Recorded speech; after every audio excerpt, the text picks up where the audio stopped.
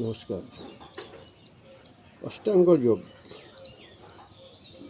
শাস্ত্রে বর্ণিত আছে যোগের 8টি অঙ্গ। সাধন করিতে হইবে অঙ্গ প্রত্যঙ্গ। যম, নিয়ম, আসন, প্রাণায়াম, প্রত্যাহার, ধারণা, ধ্যান, সমাধির দাম।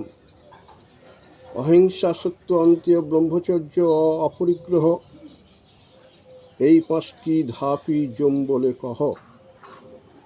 শৌচ, সন্তোষ, তপ, সাধ্যায় ও ঈশ্বর প্রণিধান, ইহাই জীবনের নিয়মের মুখ্য মান।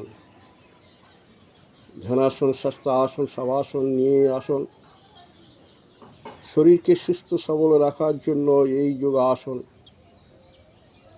সহজ লঘু বৈদিক রাজযোগ প্রাণায়াম, ধাপের পর ধাপ এগিয়ে নিয়ে যাওয়াই এই ব্যায়াম। পঞ্চ ইন্দ্রকে সংযম করাই হলো প্রত্যাহার, এক লক্ষ্যে পৌঁছানোই হলো ধারণার ব্যাপার। ধারণার ধীর স্থির হলে ধ্যানে বসে সাধক, ধ্যানের পরেই ভক্ত সমাধিতে মদক। এই ধ্যানই মানুষের সর্বোচ্চ অবস্থার ছলনা। যতক্ষণ কামনা বাসনা থাকবে ততক্ষণ সুখ হবে না। স্বামীজি যোগ সম্বন্ধে অনুভূতি প্রকাশ করেছেন, যোগের প্রতি আগ্রহ ইচ্ছা প্রকাশ দিয়েছেন। তাই আপনার প্রদর্শিত পথ যোগ সাধন করিব, আমাদের জীবনে আলোর পথ নিশ্চয় আনিব। অল্প সাধন করলেই ভালো ফল পাওয়া যায়, যা অন্য ক্রিয়াকর্মে এই ফল নাহি পাই। ফলের আশা না রাখিয়া কর্ম করা ভালো, যা করে গুরু গোসাই এই নিবেদন করে চলো।